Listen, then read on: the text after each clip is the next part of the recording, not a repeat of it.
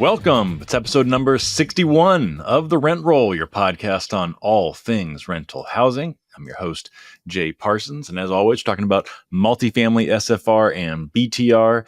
And happy Thanksgiving week, everybody. Hope you're enjoying some downtime with family and friends, or you're maybe listening to this after the holiday. Perfectly acceptable. But thank you for making us part of your day. All right, so today's episode, a lot of fuss around AI these days. It's being blamed for the job growth slowdown, and at the same time, it's supposed to be the future of apartment leasing and management. Every prop tech company out there is talking about AI right now, and so every owner and manager has to have at least some baseline understanding of these things as well. And of course, we just had NMHC OpTech conference last week, a big prop tech conference for the multifamily industry out in Vegas. And so I felt like now was a good time to talk AI. Now, I am not a technologist whatsoever. And to be honest, I hope not the only one, but sometimes I feel a little burned out on this topic sometimes, just because it feels like there's so much noise around AI and technology. And I don't want to contribute to the noise. But at the same time, I don't want to just ignore it. I think that'd be foolish, of course, since it's becoming more real every day, and it's only going to accelerate.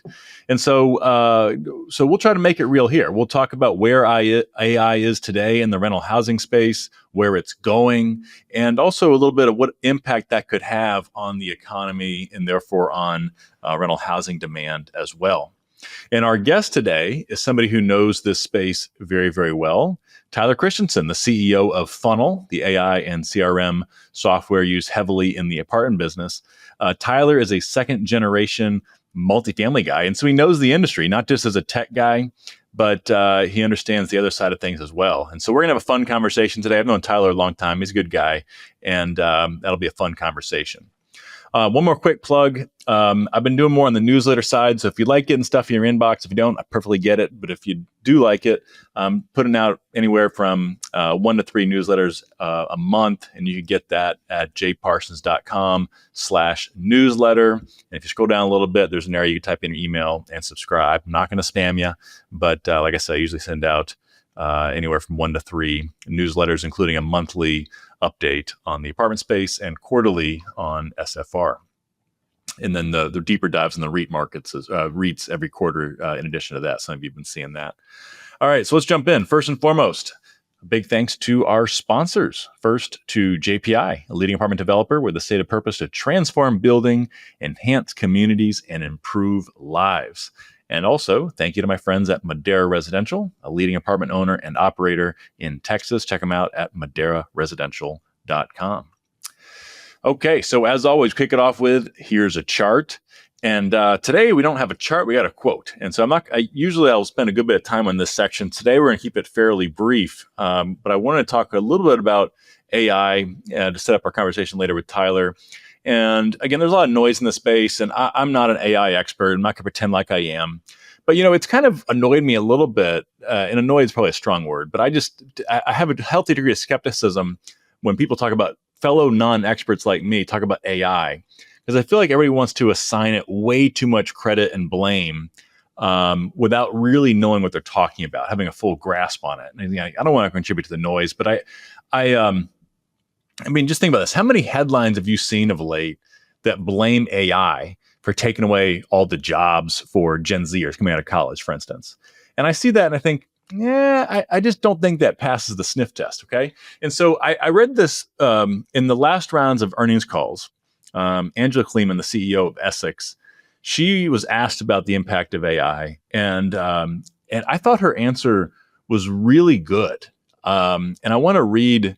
I think I've alluded to this previously. I want to speak to this a little more depth because I think it's really interesting, and it speaks not only to how it's impacting rental housing, both from the operations and demand side, but also I think a lot of employers in all other kinds of industries could probably say the same thing. Okay, so let me read this.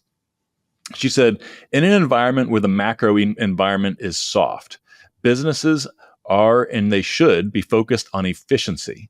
And so I don't think from what we're seeing that they are AI-driven job losses. Okay, so right there. So what she's saying is that everyone's nervous, they're pulling back a little bit, and they're not hiring as much, they're trying to be more efficient, but they're not necessarily AI-driven.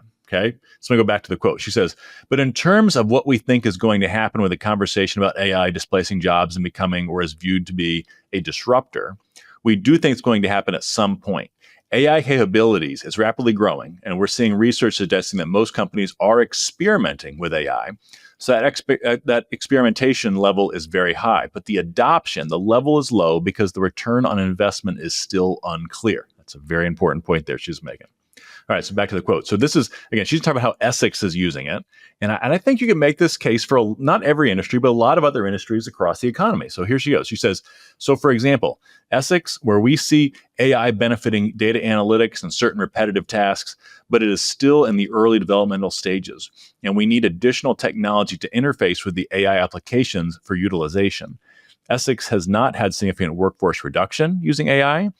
And so what we do expect is that the pace of disruption or job displacement will become more gradual. And because on the flip side, what we're seeing is, as I mentioned earlier, an unprecedented number of startups, small companies that because of AI can form businesses. And by the way, what a great point, right? So to have all this AI, we have to have more jobs. That creates more businesses to support all these things, not just AI technologists themselves, but the cottage industry that supports that too. And then go back to a quote. And that's not being picked up by the BLS, meaning the Bureau of Labor Statistics, but certainly it's being picked up by the demand that we are seeing in Northern California. All right. So great comments from Angela there. I thought that was really interesting. So again, I think just go back to the comment I made earlier. We all see these headlines. AI is taking away the jobs, right? But again, to me, and I think Angela's point backs this up, is that just at this point in the game, it doesn't make sense. I think we're all trying to explain the softer job numbers. And so in that rush to try to explain it, at the same time we're seeing this, everyone's asking ChatGPT to rewrite some emails and to create some dad jokes, right? So because AI is increasingly in front of us, I think we're probably too quick to assign it the blame for these softer job numbers. But I like what Angela says here, which is, I think, a balanced view. And I think she's right. Yes, everyone is probably experimenting with AI to some degree, whether you're an apartment or SFR operator or some other type of industry.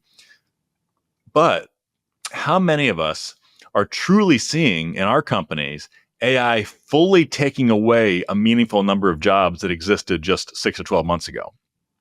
And probably not very many, if we're being honest. So, of course, that could change in the future, like Angela said. And I obviously wouldn't be a surprise to see AI take away over time certain types of jobs. But is it really happening at scale today? I don't think so. Even Amazon, people point to Amazon. Obviously, they're one of the leaders in AI, and they've just announced a recent round of downsizing. But what they've said is that it's not really AI driven. It's just more efficiency driven. And we've been seeing that pattern across a lot of tech companies these last few years, is after the years of just building and hiring and offering all kinds of crazy employee benefits to be on campus, they pull back a little bit. And that's kind of what Amazon has said as well. It's more the itch for efficiency and eliminating redundancies. But in a lot of cases, those tech jobs are just getting shuffled around. But it's not like we've seen some big spike in unemployment, and particularly for tech. So again, I do think we'll see AI cause more disruption in the years to come. I don't think it takes you don't have to have a crystal ball to know that. And I know that reality worries a lot of people, and some for good reason in some cases. But think of it this way, if this is somewhat encouraging, which is AI is not the first major disruption we've seen here in the U.S. We had that little thing called the Industrial Revolution a century plus ago that took away a lot of jobs, to say the least. But it took away some jobs. It created a bunch of other jobs, and we adjusted. Many decades later, we had the offshoring spree. First for manufacturing, the Industrial Revolution now has an effect everywhere else. And then also later for back office business jobs and back office tech jobs, white collar jobs. And you know what happened? We adjusted. We had the computer era, which that too was a big disruption, greatly reducing the number of, for instance, admin jobs who were, routing phone calls and typing up memos on typewriters, or data entry workers, et cetera. And you know what happened? We adjusted. So we've gradually become more and more of a services-based economy. through these disruptions. And again, I'm no expert in AI, but it just seems like AI is going to further accelerate us in that direction. It disrupts and then we adjust. But I believe we're a resilient bunch. We'll adjust to this as well, and we probably won't look back. And so again, short term, I'm skeptical that it's eliminating a lot of jobs. Longer term, it could disrupt a lot more jobs, but I think we'll adjust as always. So what does that mean for apartment demand and leasing, SFR demand and leasing? Probably not a ton. There's going to be pockets where it does. Obviously, if you have pockets like in Silicon Valley or the Silicon Slopes, and there are other pockets and tech places like in eventually Seattle, which doesn't have a lot of AI now, but that's going to come, and places like Austin, et cetera. There's going to be jobs created that help support AI. And that could be a pockets opportunity and see better demand there. Something Angela mentioned happening in the Bay Area. And then, on the flip side of this, you may have certain pockets of the country where there's a concentration of job types that are more easily replaceable by AI. And so I think that takes a little bit of foresight to kind of see, okay, before we're acquiring a site or acquiring for development or acquiring existing property, are they overly dependent on a certain employer or certain job category that is at risk for displacement through automation and AI? And if so, that probably should factor into the calculus. All right, so again, more on AI and specifically what it's doing and where it's going in the rental housing space in our conversation today with Tyler. But next, let's go to rental housing trivia.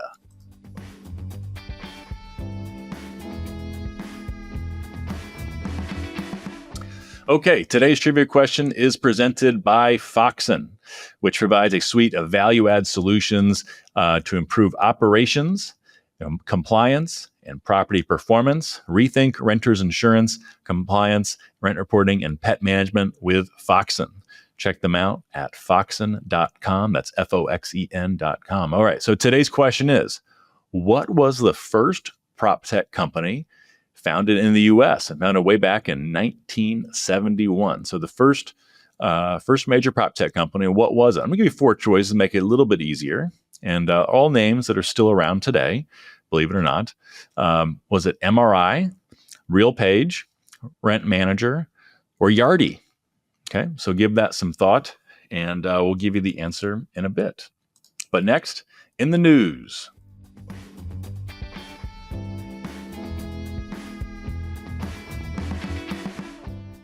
In the news this week is sponsored by Authentic. If you got a property that's underperforming and you can't quite figure out why, check out their multifamily leasing and marketing audit. They'll dig into your pipeline, your leasing funnel, and your comps and tell you exactly where they think things are breaking down, plus strategies on how to fix it. Listeners of the pod get 50% off, so head to AuthenticFF.com, click on the banner to learn more and claim the offer. All right, so we got a few headlines this week. The first one, it's a press release, comes from Business Wire. It says Lincoln Property Company acquires Capstone Development Partners to enhance higher education services platform and expand Capstone's national reach. Okay, so big news. Many years ago, I lived in my first apartment was a Capstone student housing property. So this one, I saw that name right away when I saw this headline come out. And so Capstone will continue to operate as Capstone Development Partners powered by Lincoln, according to Lincoln press release. And also Lincoln said the leadership team will stay mostly intact. Capstone dates back to 1990 and has been one of the biggest names in student housing development, building 70 plus colleges and universities across the U.S. All right, next headline. This comes from NightVest, which is a multifamily owner and operator with heavy presence in the Sun Belt. They just did, and of course, we had their CEO on this podcast a number of months ago. It was a good conversation, actually almost a year ago now. It was probably early this year. So they just released their 2025-2026 multifamily renter sentiment report. So it's based on a survey of apartment renters. And there's some really interesting stats to share from this. Three quick things I want to share with you. Number one, and this one's an encouraging one, 95% of renters expect their financial situation in 2026 to be better or the same as 2025. So we always hear the bad news, but that's a great stat. 95% said better or the same. Second thing, 47% said they plan to rent for at least the next 5 years. 47%, so almost half, plan to rent for at least 5 more years. And that is up from 42% who said the same last year. And then the third thing, and this is an interesting one too, it said, if mortgage rates dropped, are you more likely to buy a home?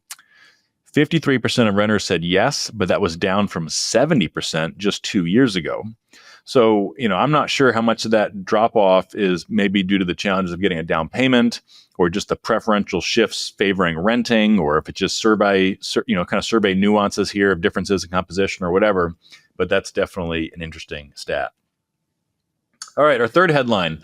This is one that I think every build-to-rent developer in America is probably sending to their investors if they saw this headline. It comes from Business Insider. It says, I decided to live in a build-to-rent community after buying a home. I'll never buy again. Okay, so now you see why. If you're a BTR guy, you didn't see this before. Now you're probably Googling this. Get the link, send it to your investor base, or put it in your next newsletter. Okay, so this is a first person, or really a as told to account from a 34-year-old guy living in suburban Orlando, Florida. He had owned a home. He saw an ad for a BTR townhome and thought he'd check it out, and he fell in love with it. And so I'm going to read a little bit of this, just a few excerpts. He said, I walked away paying $3,300 a month when I thought it was supposed to be $3,000 a month. That's from the house that he owned. And that's due to property fees increasing, as well as other taxes and fees. My monthly rent for the townhouse unit, the BTR townhouse unit, is now $2,225 a month. There's a landscaping service at $55 a month, a concierge service at $10.95, a smart home package at $35, and then I have water, sewage, utility bill, electricity through the rental company. Along with one more utility bill, my total expenditures come out to $2,588 a month. As a renter, I don't have to worry about the lawn because they come out to cut my grass every Friday. With the concierge service, I could submit an order online for something to fix something in my house. And so if my AC goes out, I have to call an AC company to come out and check to see what's wrong. When I was a homeowner, my garbage disposal stopped working. It was $125 just for one guy to come out and tell me to take it apart to see what was wrong with it. And luckily, I didn't need a replacement. But if I had, I think the cheapest one would have been over $100. So for me, I'll stick to renting. I don't think I would look into buying a house again. I would rather stay where I am, save money, and do something better with it than buy a property. All right, so obviously this is just one guy. Not everyone's going to speak for say the same things. Obviously, homeownership is still a great thing for those who aspire to that and want that. But it does fit a niche, right? And I talk about this a lot. It's a niche. Like, we don't want to say it's everybody. Like, I don't like people say, oh, everybody wants to be a homeowner. Everybody wants to rent. Like, we tend to exaggerate these things a little bit. But it is a niche. It's a growing niche. And that niche is real. It's been underserved for a long time. It's these people who've aged out of an apartment stage of life. But they do like having a property manager to call to get things fixed, like the garbage disposal. They do like the flexibility of renting, and they don't like what they perceive as the hassles of home ownership. And also, I think the myth of the stable housing costs for the homeowner, which this guy sort of alluded to, like that's always been a myth. Like, oh, it's like, my homeowner costs are locked in, my rent is not. That's not true. Your mortgage rate is locked in, but that's one of a bunch of different costs that you have between taxes and insurance and of course maintenance, repairs, et cetera, HOA dues on that line. So again, not for everybody, but I do think we'll continue to see that as a demand driver for the BTR market. All right, let's go to our next headline. This one is going to come from Bloomberg. Speaking of rising costs, by the way, headline here is soaring insurance costs hit owners of New York City rent stabilized units. Landlords are cutting spending on other expenses to cover higher operating costs, NYU report says. All right. Now, first of all, just a quick thought here. I think what's interesting is talk to people across the country. Insurance costs, I'm not an insurance expert, okay?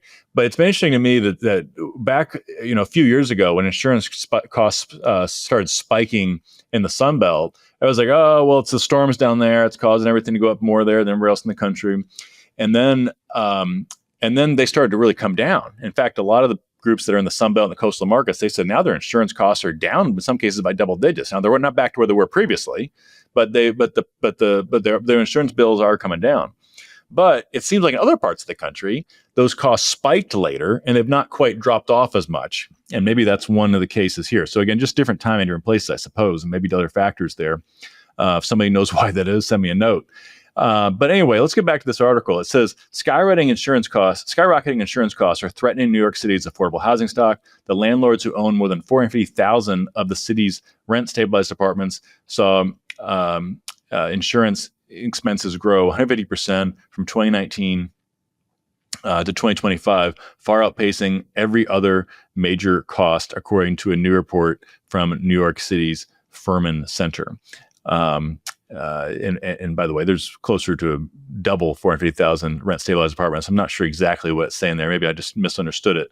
Then it also goes on to say the rapid rise in insurance premiums is just one of the many pressures on housing in New York, part of a broader affordability crisis that helped Mayor Mamdani win the city's highest mayor-elect, highest office earlier this month. So this is the challenge for rent control advocates, right? Which is you cap or freeze revenues, but not expenses, and then you in turn put properties into a death spiral. And we've seen that play out already in New York City. And at the current trajectory with issues like this, it's only going to get worse. All right. Our last headline comes from Vox. And this is an interesting one. It says, is Gen Z, quote, utterly screwed, end quote. The big myth about Zoomers' economic condition.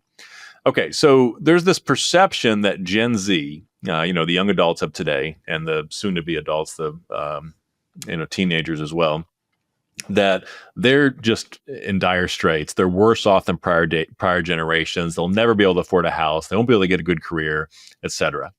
But the perception and the data are not aligned on this topic, and that's what this article shows us. Let me read a little bit from it. It says, relative to their predecessors, Zoomers, their word for Gen Z, consistently express a more negative impression of their economy, labor market, jobs, and financial opportunities. And Americans of all ages seem to agree that young people are getting a raw deal. In a 2022 Pew Research survey, 72% said that children today would end up being worse off financially than their parents.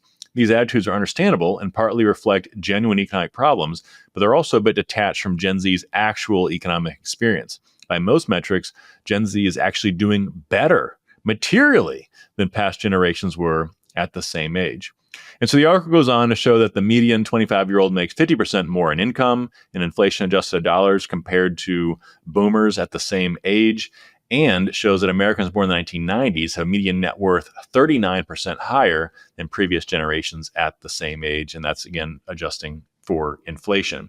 And so, I think this is interesting because it is a perception gap. And it's a good reminder that perception does matter, and it does have an impact.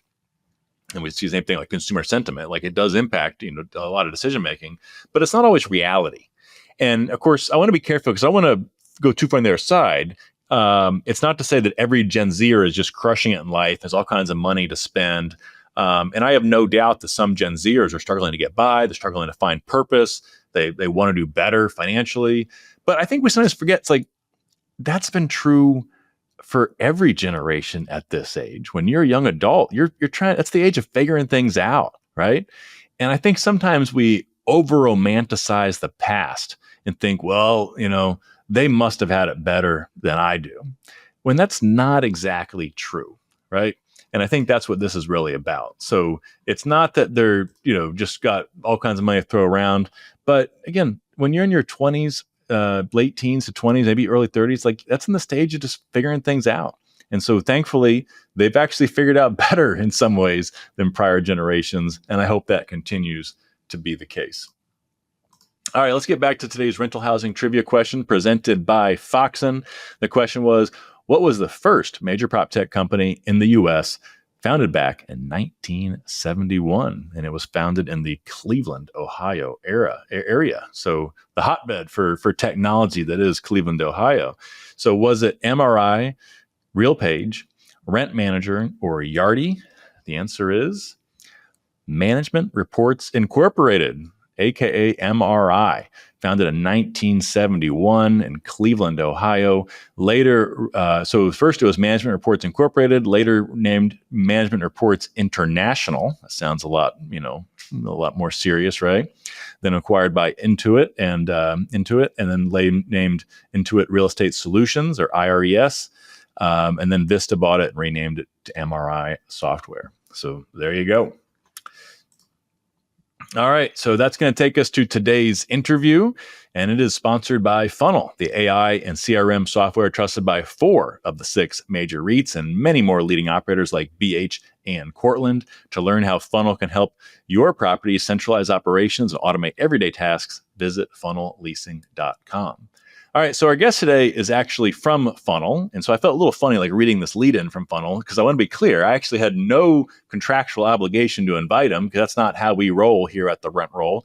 But the NMHC PropTech conference was last week, and that's a big PropTech event for the industry, obviously. Plus, there's just so much buzz about AI, as I mentioned earlier. So I thought it was good timing to talk about AI and PropTech, and I thought Tyler would be a great fit for the topic because his company is one of the leaders in this space and one of the leaders in using AI in rental housing. I've known Tyler for a number of years now, and not only is he knowledgeable in the space, but he's a good dude. He's a good guy to connect with. I always enjoy talking with him, and he's one of the handful of people, I think, in the PropTech space who you can talk to, and it's interesting. He doesn't feel like it's kind of this techno speak type stuff, because I think he understands the industry, not just the software side, but also the management and ownership side of it as well. And I think it's partly because it's in his blood. He'll tell the story, but he's a second generation multifamily guy. Now he is the CEO of Funnel. So we're going to have some fun today. Won't get too technical. We'll have some fun with it. Please welcome in Tyler Christiansen.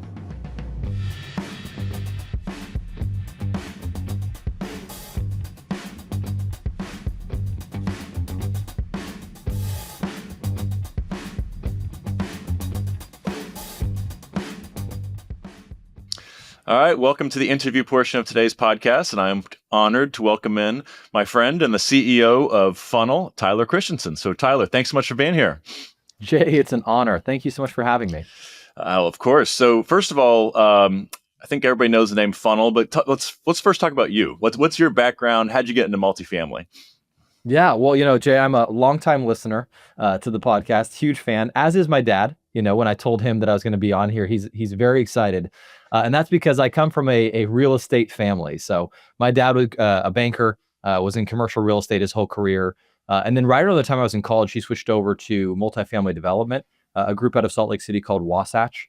And so I got exposure to the multifamily world. And in college, I interned for them looking at pieces of dirt all over Salt Lake City, going to city offices, getting zoning plats. And that was my first intro.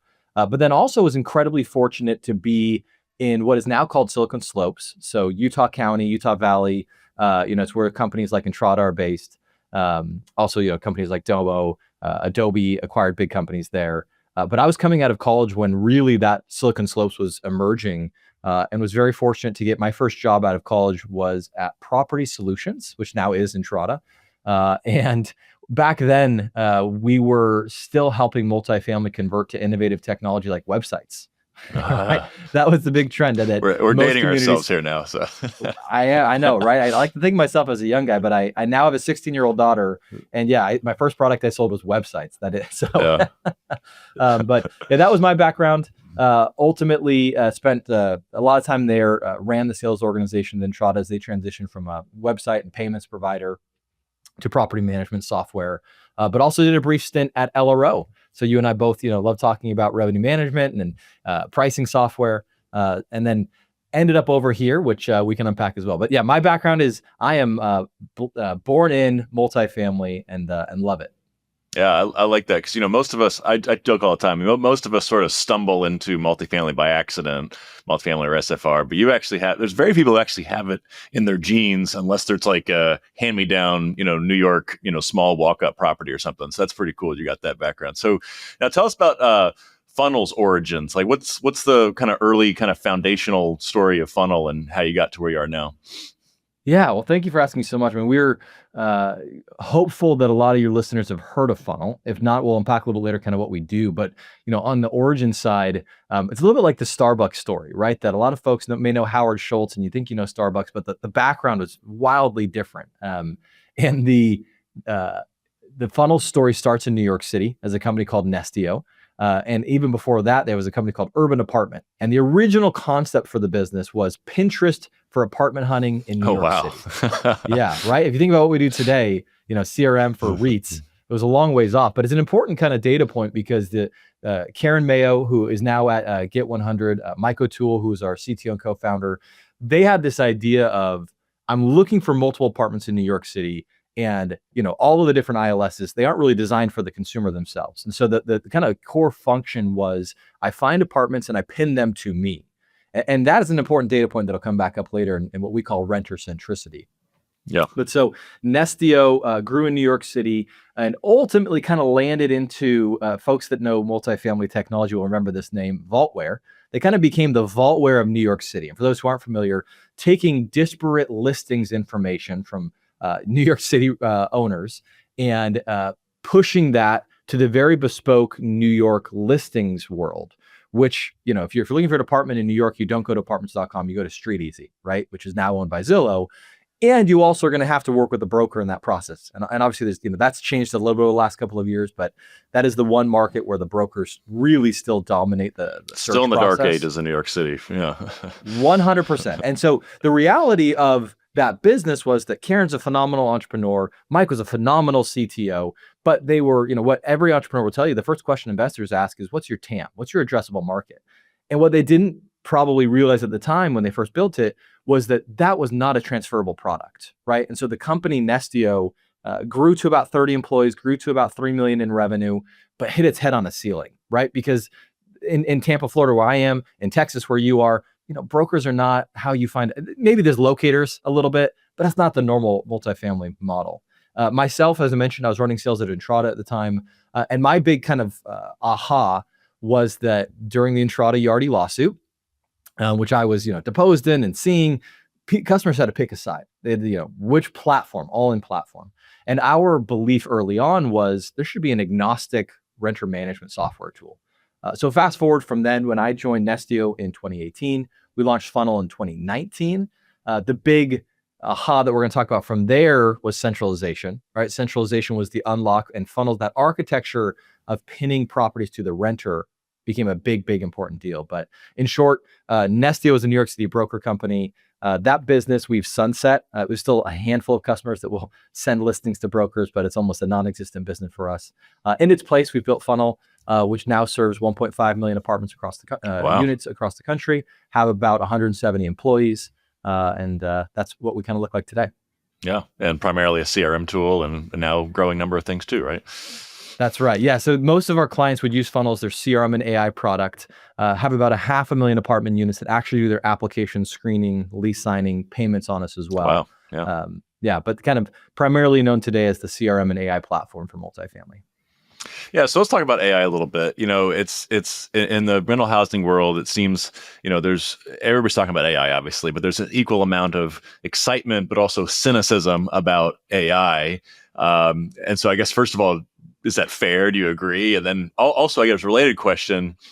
I kind of feel like, and tell me if you agree on this too, that we in the multifamily industry, not you, but like more broadly, maybe abuse and overuse the word AI and kind of maybe set wrong expectations about what it is or isn't. But what do you think? Yeah, I actually am going to take the second question first, Jake, because I think it's super relevant to the rest of our conversation. Okay, yeah. Absolutely, the word AI is overused. I think over time, much like we don't say cloud software anymore, we just say software because all software is cloud. Eventually, AI is going to not be the term that dominates everything because it is not a product, right? It is a technology like the internet, like electricity, that permeates many other products. And so then to take that back to kind of your first question of, there's both hype and cynicism right now. And I think to answer the question properly about kind of, what is the sentiment in multifamily, especially coming off of, I was in Las Vegas this week at NMHC's OpTech with the RETC organization. And there's two different kind of spectrums or charts that I want to put together and overlap.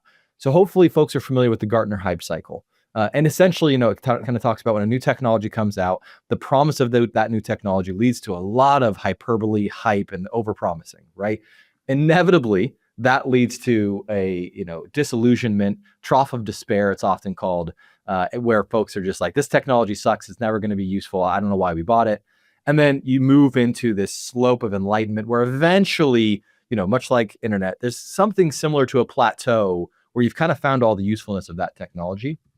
If we think that concept, and then the other concept for those entrepreneurs or technologist enthusiasts, the concept of crossing the chasm, which really kind of buckets users of technology into different categories. And I put those two concepts together, Jay, because the reality is there are some folks who don't want to use AI and are cynics of it. And then there are others who are well through the chasm and through the hype cycle and are in the slope of enlightenment. And maybe one I would highlight, for instance, a funnel customer who this week just got named the RETC chair, Christy Simonet, CTO of Camden Property Trust. She helped funnel develop our AI product in 2020, right? Way before it was hyped and what people know about generative technology. And so we've been through multiple cycles with Camden on our AI products, first starting with chat, now and then voice. And now you get into kind of some of that slope of enlightenment where the kind of second and third opportunities are hanging. I will say though, one of the things I'd say the majority of folks have implemented AI in some form. And there was an MIT study that kind of validated this. The majority of folks in their first and early implementations of AI have not achieved the results they were hoping for. And put simply, in multifamily, they haven't seen a reduction in staff. It's very rare to do that. And so I think a lot of folks are cynical. What's unique, though, is that they're not wanting to turn it off.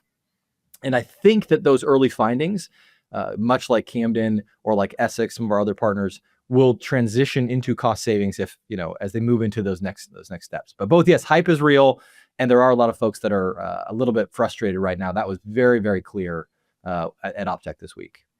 Yeah, that's really interesting. So let's dive into that more. But maybe to zoom out for a second, you were just at OpTech. Obviously, y'all are doing a lot. You see a lot of other groups doing a lot of things. What do you think's the current state of AI in the multifamily / rental housing world right now? Yeah, I would say majority of communities have AI turned on. And so if you just go and pick I don't know if you do this, but every time I'm at a stoplight and I see an apartment community, I pull up an apartment website. I'm like, who manages this? What technology are they using? And it's a real thrill when it's funnel. Yeah. The majority of those have some sort of AI at the front door answering the pet policy questions. One of the things that you've shared on the podcast in previous episodes is obviously we've seen a flatlining and in some places a decline in rent growth.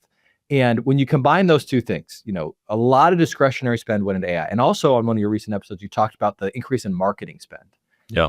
I think the ILSs are doing well. I'm really good friends with the Apartment List CEO, Matthew Woods, and they're doing a great job. But I also think a lot of that spend went into AI. And unlike maybe the marketing spend where you know what you're buying, in AI, buying chatbots, buying these nurturing tools, I think folks weren't thinking they were buying a consumer experience tool. I think they thought they were buying, workforce reduction tools. And so to that sentiment question, again, nobody's turning off their AI. Yeah. But I think a lot of the hopes of, we're going to run properties without humans has not materialized. I think certainly a topic we're going to get into and one that folks hopefully know about funnel is centralization. The customers that did embrace centralization first, so again, looking at a Camden, looking at BH, you've had Joanna Zabriskie on the show, those organizations, because they've aggregated the teams that do the work, have seen actual cost savings. But if you just throw AI at an individual community with the normal 1 to 100 employee unit ratio, you're not going to see a reduction in headcount, though you won't turn it off either because it is a better consumer experience to get your questions answered at 2 a.m. Yeah, that's such a good. Let's actually jump to that because that's a good point. I was at a event a while back where this conversation came up, which is, and this is probably a year ago now, but it was basically people saying that we're not necessarily seeing the expense reductions that maybe you'd want to see with centralization in AI. So what impact? You mentioned a better consumer experience, which I think is undeniable. But what other impact is centralization and AI having on property management staffing, on operations? And do you think we'll get to a point where it really does impact the headcounts more significantly? We're there. I mean, there are certain organizations, and again, if you look back to even the pre-generative, and Jay, I love the recaps that you do. Yeah. But I don't think you were doing them when Camden started talking about this. No. They attributed $4 million in annualized savings to their centralization and AI efforts. And it wasn't one or the other, it was both. And let me be very specific, and they've talked about this publicly. The way that they did that, they do not have assistant community managers. period, full stop. Essex, another funnel customer, does not have leasing offices. Both of those organizations started with centralization. And then and let's just use the assistant community manager example, right? Who does a lot of administrative tasks.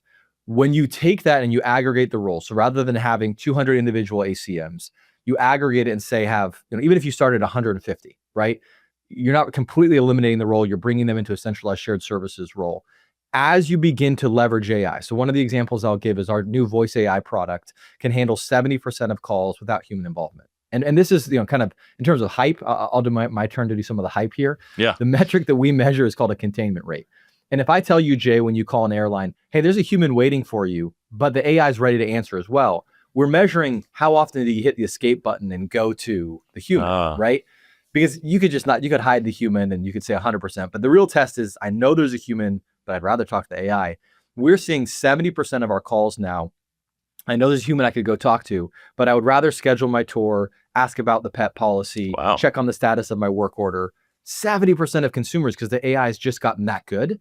When you do that again at a community level, you may or may not be able to reduce a headcount.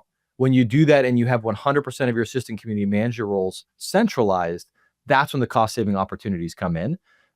So I think the disconnect of where we're not seeing the results is it's not really a chicken or the egg in terms of what needs to come first. You need to have a centralized operating model. Yeah. We can talk about how that looks different in the third party world if you intend for AI to actually genuinely reduce headcount. And the analogy I always give to folks that don't love multifamily as well as you and I do is that multifamily still looks like old school car dealerships, right? Each individual. And so, Henry Ford Brown down the road, Ford car dealership is not going to see cost savings by automating some conversations.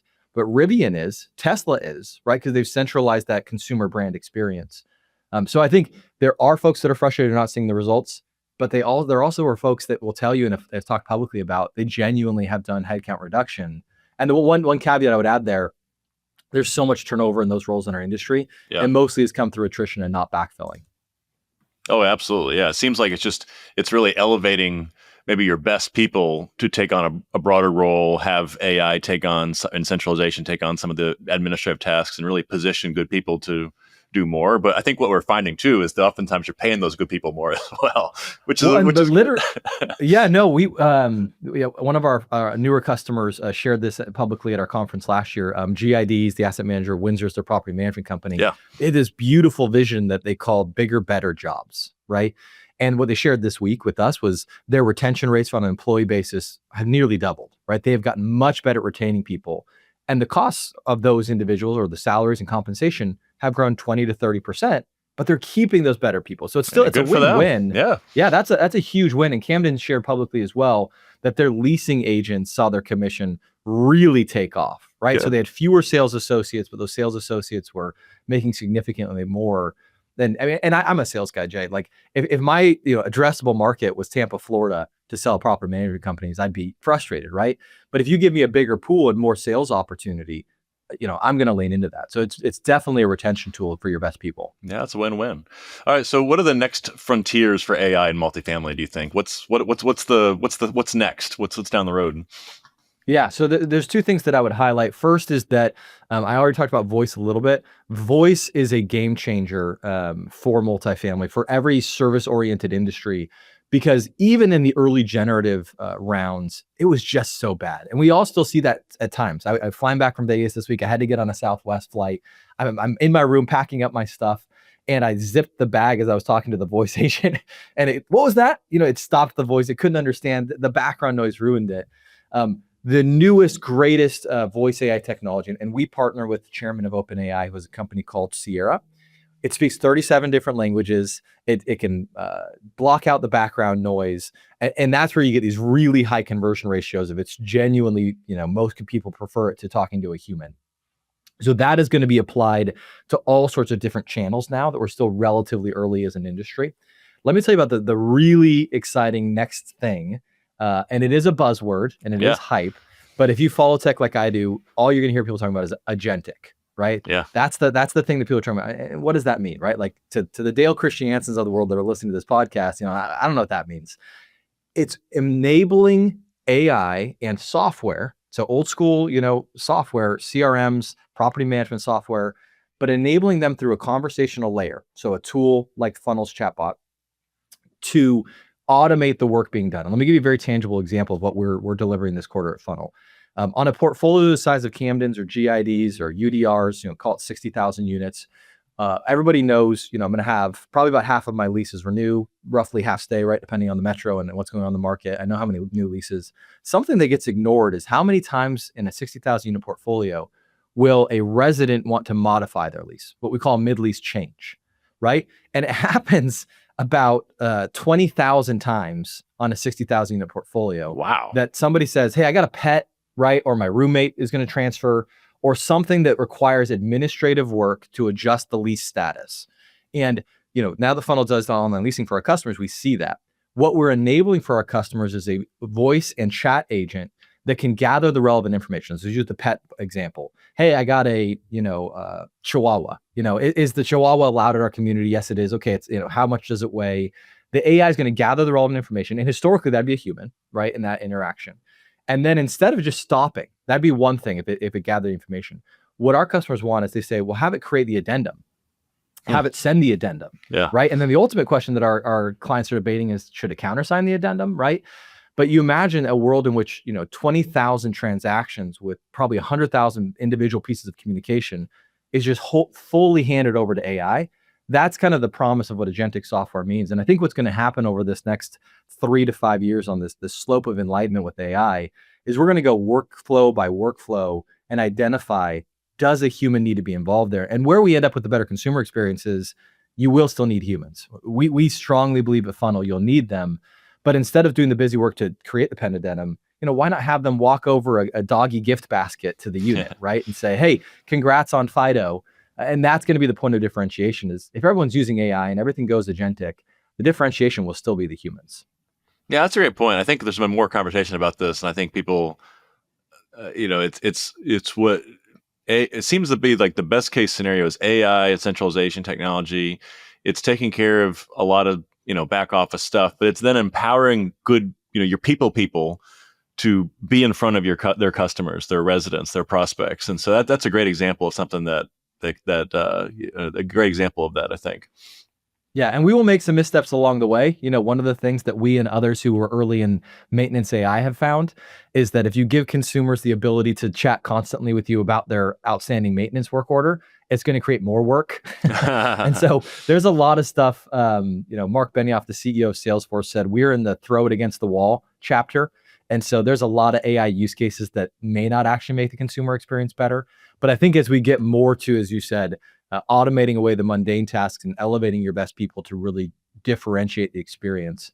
And you've said it before on your podcast that, it's showing up in retention rates in the REITs. Oh, yeah. That all of these investments in better consumer experience, better renewal technology, people are staying more. And I think that we're going to see really a acceleration of that as most folks who work in multifamily on site would describe their job as administrative, right? Yeah. It's firefighting and it's administrative work, and very little is kind of value add customer service.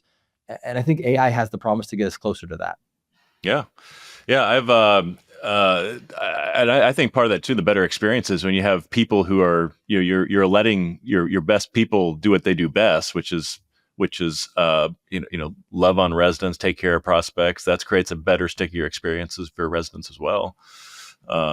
So let me ask you a question. You mentioned, OpenAI earlier. This is kind of something I've always wondered is how much of the AI being developed in an industry like ours is piggybacking off a company like OpenAI, which is one name everybody knows, versus kind of, I don't know the right word for this, like true, ground up, create my own AI software. Yeah, it's a really great question, Jay, and something that I've shared before is I actually think, so I said before when I came into the industry, we were selling websites and payments. The reality, so I came into the industry in 2012. The reality is that websites and payments had been around for 10 years, right? Like PayPal was founded in 1998. And so historically, multifamily has had a very slow adoption cycle as an industry. One of my hot takes is that I don't think that's the case anymore. Literally, and I gave this example just a second ago, you call a Graystar community that has Funnels AI on it, it's better than calling Southwest right now. I can say that definitively. And the reason for that, though, Jay, is that much of what is available to technologists today is available via APIs. And folks may not kind of understand what that means, but an API is essentially the bridge between two technology systems. 20 years ago when a new technology came out, I would have to go implement that on my servers, right, or my like on hardware to actually get the benefits of that technology. Today, funnels engineers don't have to, code 37 different languages of AI voice technology. Through the right partnerships and the right access, you can deploy that yourself. But I will say that is going to be a very intentional decision for funnel that other organizations are going to take a different approach to. As an example, in the 2012, 2015 era, voice technology in terms of telephony, moving phones from on desk to in software was happening. A lot of the original CRMs the funnel competes with, they built their own phone systems, and as the Yeah. technology got better, they stayed behind because they're still negotiating deals with the telecom providers. Yeah. Funnel, there's a tool that listeners probably don't know, but if you're a software developer today, you would never build a phone system. You would use Twilio. We use Twilio. Your old employer uses Twilio. It just keeps you up to the latest, greatest. Same thing with payment software. You would use a tool called Stripe. So the short answer is, Jay, is I think that as an industry, it does not make sense for us to build proprietary AI tools. I think what we need to do, and actually, let me tell a fun story. So I mentioned the chairman of OpenAI runs this startup called Sierra that Funnel partners with. I was super fortunate. I got a call with him about a year ago, and he did the call because we had a similar investor, and he got on. You could tell he didn't know why he was talking to me, right? This guy in pink, and he says, "What can I do for you?" And I asked him. His name's Brett Taylor. The guy was, he created Google Maps and he created the like button. This Oh, guy wow. is like, it's like talking to the Michael Jordan, right, Yeah. of software. And so he's like, "What can I do for you?" And my first question to him was, the same question you asked me. Do you want to build in my vertical in the rental housing space, or do you want to partner with companies like me that are systems of record, that are CRMs, that are transaction tools? And I genuinely believe he had not thought about that question for our vertical, because he sat there and processed it. And lucky for me, he said, "No, we want to partner." And so since then, we've spent the last year, because think about it, Jay, you understand, they don't want to understand the nuance of working with multifamily revenue management software, which does need to be proprietary. They don't want to work with, the nuance of the property management software systems, Blue Moon, which is our leasing system, fee transparency, which Funnel spent the last year building. There is a ton of industry specific nuance to how we communicate. But again, as I referenced, it doesn't make sense for us to build, 30, 40, 50 different language AI models. And so I think to answer your question, we're all going to be gravitating more towards an API technology economy where the differentiation will be the last mile, right? It's that service of, let's connect it so that a UDR, who just announced earlier this year, they're rolling out Funnel, that they don't need to go do all that work. And then we can plug it directly into kind of their multifamily systems. Yeah. No, that's a great answer. I think it's interesting because all of us kind of see those, it helps. It makes sense, I guess, is the best way to say it. Let me ask you another question that, something I think you've touched on this a little bit earlier, but I want to get to ask it more directly, which is, I think early on when probably you got into prop tech, you're building websites, and multifamily is always historically behind on technology. It seemed to be like in the old days, it's like if you had a cool widget, a good idea, you go to OpTech and you pitch like a neat concept, you're going to get some adoption on it. And nowadays, it feels to me that there's a lot more focus on, okay, will this actually impact NOI? Does it make our business better? Does it make the customer experience better? Does it integrate with 1,000 other things I have? And so my question is, when we think about these new things happening with AI, centralization, and the people in the industry, what's the proper way to measure the value, the impact of this AI on actual performance? And can you measure it in terms of the impact on expense reduction, revenue growth, NOI? Yeah, really, really great question. And I think that in that question, if I were to summarize kind of the three themes of OpTech, for me, one, automation, of course, which is really AI, but broadly automating away work. The second is centralization, which we've touched on a little bit. And the third would be consolidation. So to your point about a lot of widgets, a lot of startups, and to the core question of measuring that NOI, my personal opinion is that most of what we're doing in technology, and kind of like I referenced sort of the throw it against the wall era, is relatively hard to define. And at Funnel, we're experimenting with tools. So, every software developer in the world now has a AI coding assistant, right? And originally it was sold as, hey, you're not going to need engineers anymore. The reality is it's made that has not happened. And my engineers listening, we love you. We're going to keep you forever.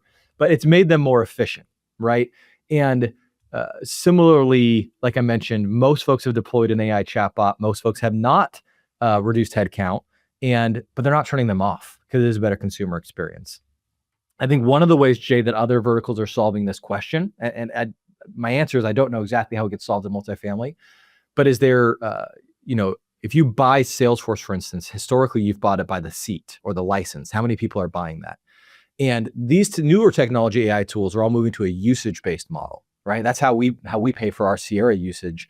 How many times does the AI actually handle the call? So they're incentivized and we're aligned to get it to 70, 80, 90% of the time that the AI can handle it. Multifamily has a bit of a disconnect there because we have a pricing model historically that's more based on a per unit cost, so Right. relative scale. I think over time, Jay, that both you will see consolidation because it's not super valuable to have a widget that does one thing. AI itself needs data and needs workflows and needs kind of full context and memory. So I think you'll see the larger PM software providers, they'll be able to quickly provide a lot of the new and funnel as one of those large platforms. But I think we will need to move to perhaps a different measuring stick. So whether that's outcome-based pricing, as we call it.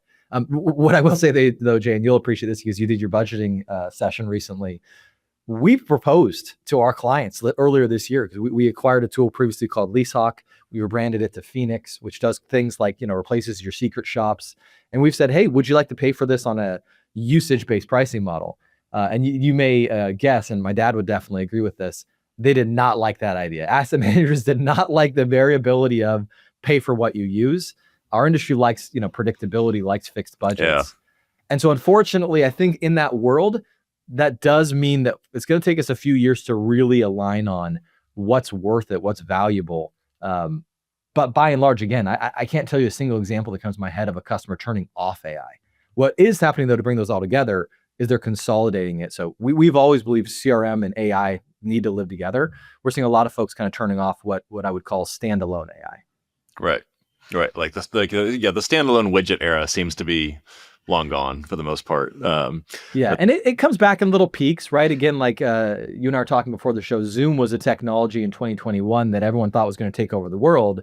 Fast forward 3 years, it's the worst performing, technology stock because you get it from, they trade terribly because I get it from Google. I get it from Microsoft, right? I get it from whoever my platform is. Similarly, it's a very scary place to be in multifamily if you're a point solution. But that's always been the case. You have to start there. And we started as just kind of a lead management tool. We now manage the entire front office for companies like Cortland. So it's a starting point. But yeah, startups will not survive if they do not move into being a platform. Yeah, so that kind of brings me to my next question. I mean, one thing I've always liked about UpTech is you get to see all kinds of startup ideas. I mean, prop tech is still a hot area, and UpTech has always had the what do they call it? That pitch fest where you get to hear from 5 minutes from all these different startups, in addition to hearing from established companies like Funnel. And so you kind of talked about this a little bit already with some of your comments about some of the themes, but give us, for those of you who weren't at UpTech, share some more of the kind of highlights, the buzz, the mood. What was getting people excited there? Any color you can share from the event for those of us who have some FOMO, would appreciate that.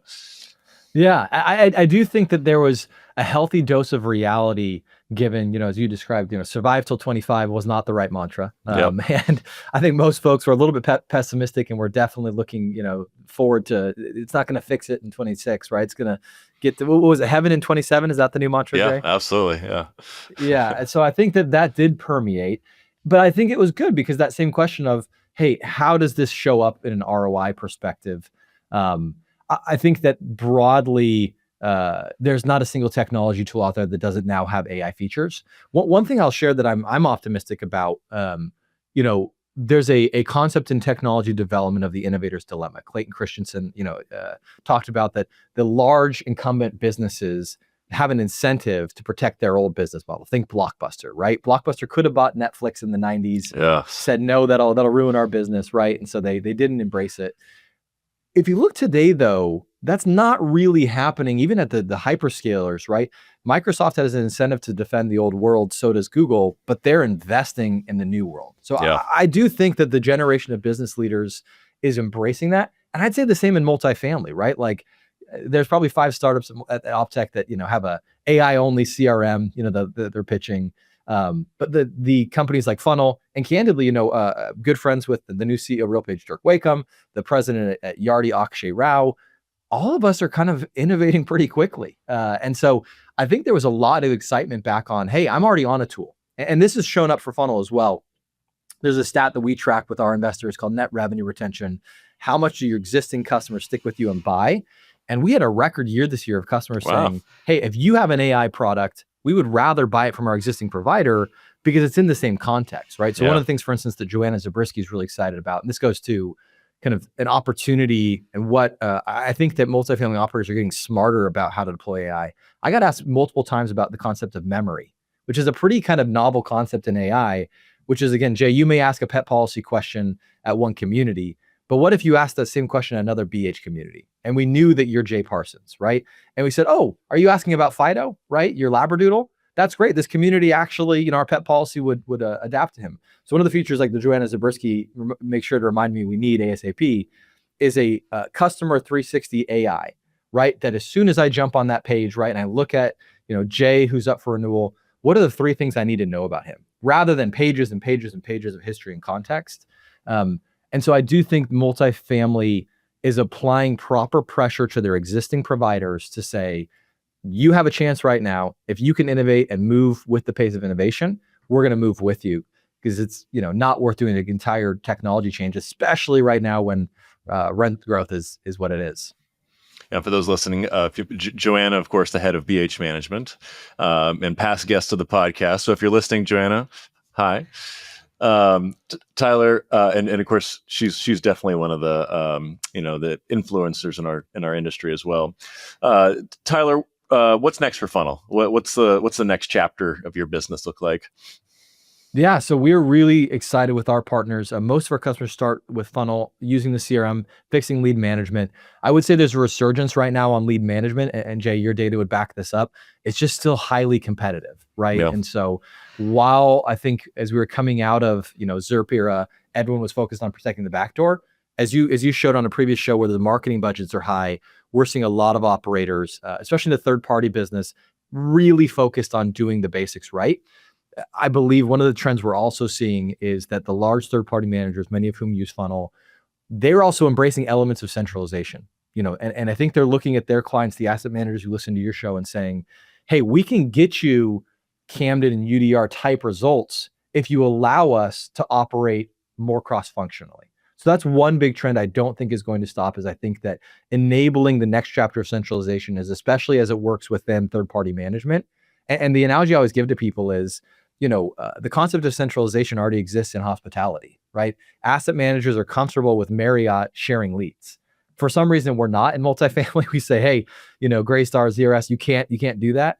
But I believe they're starting to see those back office centralization opportunities. And then with the next thing for us that we're hyper focused on, and why we've partnered with Sierra to have best in class conversational AI, is that the next era of cost savings opportunity and employee to unit ratio improvement will come from automating the agentic layer. So as I discussed earlier, starting today with mid-lease changes, we believe renewals may be another low-hanging fruit opportunity, and certainly just the onboarding experience in general. But what you need then is you need a singular system, a singular customer service experience. About 500,000 units of Funnel customers use us for application screening, lease signing, resident portal. But what that creates now is the right framework to begin automating away the work that historically has been done on site.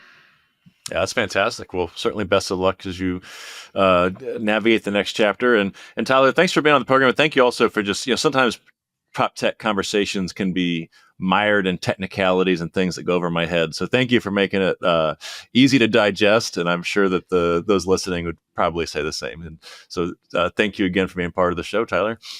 Well, Jay, just the last story to tell you really quick. Please, yeah. And I used to hire new salespeople at Entrada, and I would often bring them into multifamily. And I always get the question, especially from the younger generation, hey, what's a podcast I can listen to learn about multifamily? And I had no answer. And I genuinely didn't. I mean, it's part of the reason we started our own podcast was just to unpack the history of multifamily technology. Now we point everyone to you. I mean, so it's a must follow at Funnel, all of our employees, and you do a great job. So thank you for what you do for the industry, keeping everybody up to speed and dispelling a lot of misconceptions about the industry, which is really helpful. Oh, that's the fun part. Well, thank you, Tyler. And by the way, if you're not seeing Tyler's screen on video, he's also the host of Multifamily Unpacked, the podcast. So another good one. Well, thank you so much, Tyler. Thank you. And best of luck getting into 2026. Thanks, Jay. I appreciate it.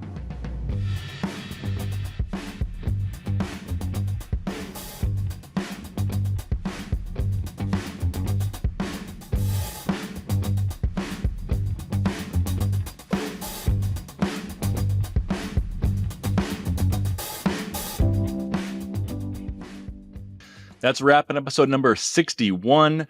Thank you to Tyler for being our guest today. Thank you to JPI, to Madeira, to Funnel, to Authentic, and Foxen for sponsoring today's episode. And thank you to all of you for making us part of your day. We'll see you next time.